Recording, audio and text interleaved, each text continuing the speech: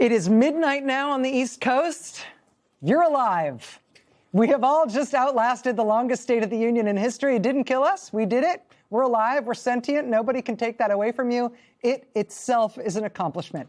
Despite talking for more than an hour and 47 minutes, the longest State of the Union address ever in U.S. history, and by far, President Donald Trump offered very little in the way of policy. If you were like me, you might have even missed what was maybe the main thing he offered.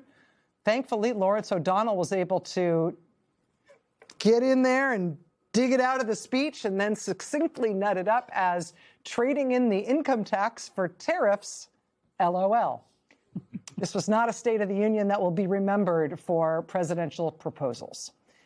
In addition to the weird sort of digressions and no policy, it may be remembered just for his awkward verbal cul-de-sacs, like this one about his dad.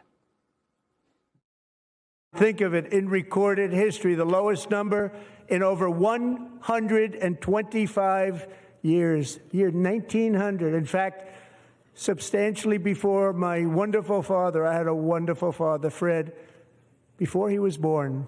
Substantially before he was born. That's a long time ago. He wouldn't like me to say that, but that's a long time ago.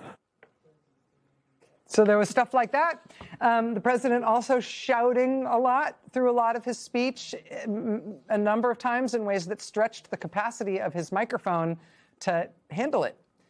There were many also long, sort of gruesome descriptions of violent deaths and injuries, which he seemed to relish describing in detail with a lot of ad-libbing. There were also his repeated attacks on Democratic lawmakers in the chamber, screaming at one point loudly that they were crazy. Isn't that a shame? You should be ashamed of yourself not standing up. You should be ashamed of yourself. That is why I'm also asking you to end deadly sanctuary cities. Tonight's address may ultimately be remembered for the indelible image of Democratic Congressman Al Green silently holding up a sign in the House chamber that said, "Black people aren't apes," a reference to Trump posting a video recently on social media depicting former President Barack Obama and former First Lady Michelle Obama as apes. That said, perhaps in the long run, tonight will be remembered for the Democratic response. Responses to State of the Union addresses are very difficult, notoriously. But tonight's from Abigail Spanberger was very good, and thus far at least seems to have been very well received. A punchy, clear, effective speech from the new moderate Democratic governor of Virginia, Abigail Spanberger. She essentially kicked off her party's midterm election pitch by taking aim, among other things, at Trump's violent immigration raids, his chaotic economic policies, and, bluntly, his corruption. Who benefits from his rhetoric, his policies, his actions, the short list of laws he's pushed through this Republican Congress? Somebody must be benefiting. He's enriching himself, his family, his friends. The scale of the corruption is unprecedented. There's the cover-up of the Epstein files, the crypto scams, cozying up to foreign princes for airplanes and billionaires for ballrooms, putting his name and face on buildings all over our nation's capital. This is not what our founders envisioned, not by a long shot.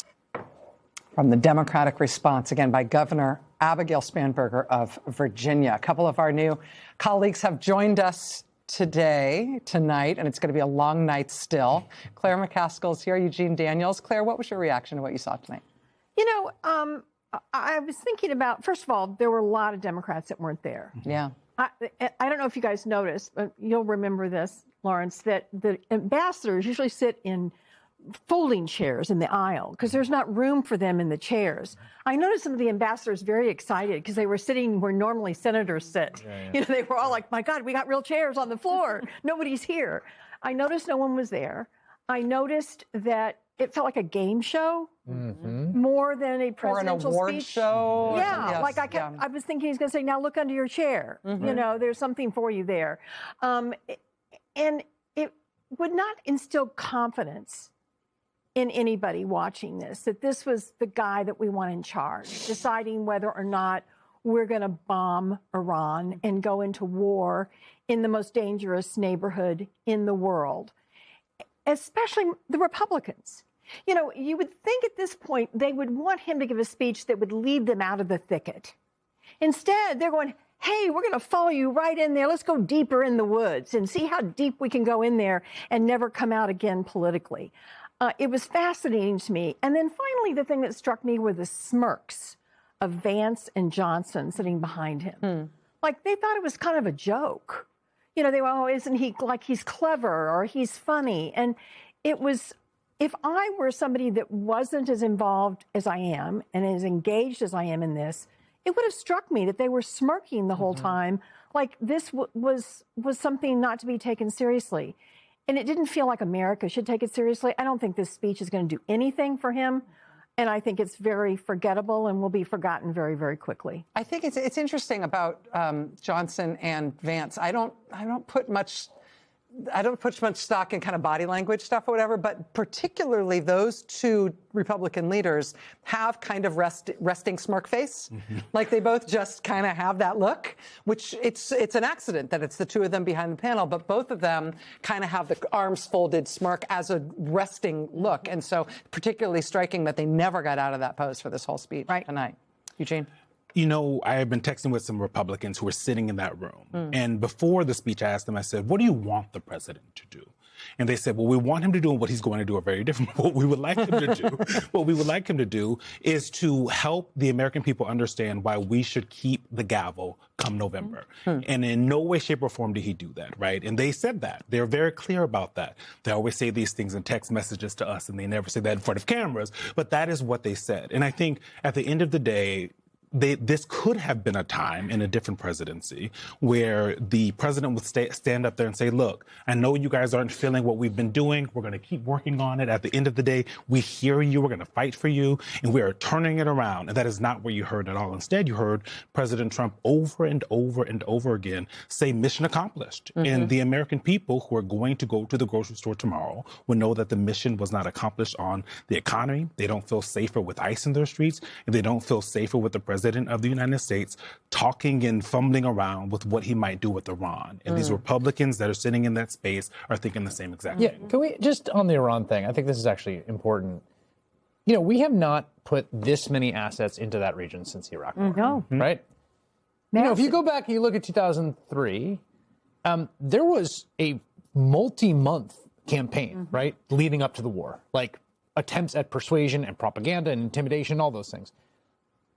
He spent 2 paragraphs on it tonight, maybe 2.5. I mean, we have like entire carrier groups there. It's possible that if things go awry, we're going to start a war with Iran. And to the extent that he articulated a justification for what we're doing there, it was as much about our concerns about the Iranian government's mistreatment of their own people than it was about the nuclear program or any other thing. I mean, it was a mention of the nuclear program, a mention of sponsors of terrorism, and then just as much, if not more, about how much they are mistreating their own people, as if that's Donald Trump's reasoning for how he approaches the rest of the world. It was really, to me, it seemed strange. And also, yes, internally incoherent and inconsistent. I mean, particularly in the same speech in which he said, like, our great new partner, Venezuela, they've given us $80 million of oil. It's like, wait a second.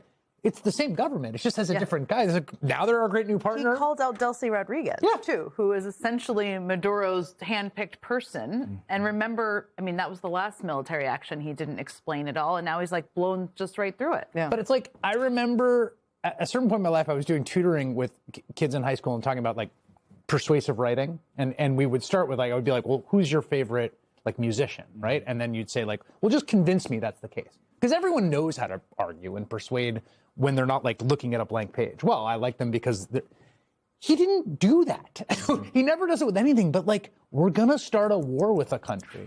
There was no attempt to make an argument for why that might be necessary or in the national interest or anything. Because there isn't one. There's none. And also, they don't feel like they have to. right? This Yeah, administration right. does Yeah, not good believe point. that they have to explain to the American people Yes. why they're sending, if they're sending boots on the ground, why carrier groups are wherever they are. They don't care. And when you talk to folks within the administration, what they will tell you is that they're fine with that. They don't think that Congress, they know Congress isn't going to do anything. They don't think the American people are going to turn on them because of it, because they believe that Donald Trump is the ultimate salesman and he'll be able to sell the American people on anything that they put in front of them. Or that he doesn't have to bother. I mean, Right, the yeah, common, that's the the other common thing. theme between all the things he likes to do, right? Give speeches, right? Impose tariffs, knock down the White House and build things and build himself things. The wars and the way that he's approaching them. The common theme in the way he approaches all of these things is that he just gets to do them. That there is no other countervailing force that he needs to engage with. It's the power, at not the all. policy. It's the power. There's no reason to get the consent of the governed, because who cares about the governed? Everything he wants to do is only about stuff that he can do on his own. And Lawrence, I was wondering what you thought about the fact that there was no mention of the ballroom. I had expected. I mean, I don't bet, but I thought he might pull out like a white chocolate version of the ballroom. You know, the model through to the show everybody, doors. or the great arch. You know, the great art, or say what he's doing with Lafayette Park, or show us about the gold gewgaws he's put up all over the Oval Office, and you know, the Trump Kennedy Center, or the Trump Institute of Peace. I mean, all of this stuff that the Trump Dulles Airport, all the different things that he wants named for himself, that he's bulldozing, that he's demolishing, the banners with his face on them all over Washington. No mention of any of those things. You know, there must have been an intervention to stop him from talking about the ballroom. You know, the whole family was there, the whole White House staff. They must have spent the day getting him to not talk about the ballroom, because you know the Democrats wanted him to. Yes. Please talk about your ballroom, the thing that you care about more than anything else that the American people care about. You know, and when I see a Trump speech in this setting, I always worry about the people, those high school kids who are watching their first State of the Union address tonight. There are foreign students in our colleges who are freshmen this year, who have arrived in this country for the first time. They're watching their first State of the Union address. They should know that the president does not say to half of the room, these people are crazy. Those were his exact words. These people are crazy, pointing to the Democrats. That's never happened before. No other president would do that. He also said, Democrats are destroying our country. No Republican president has ever said that. And no Democratic president has ever said Republicans are destroying our country, ever. And I just want the high school kids who are watching this for the first time to know that doesn't happen. Well, they're up too late. But just imagine if any Democrat ever said, and by the way, if the next Democratic president in that setting says Republicans are destroying our country, that president will be condemned the next day by the New York Times and every editorial board in the country. This will be ignored. There will be no massive outraged editorials tomorrow about Donald Trump saying Democrats are destroying our country. And I just want first-time viewers of this to know this is not the way it ever was. When it goes down in history, we hereby declare there shall be asterisks on all Donald Trump's State of the Union addresses.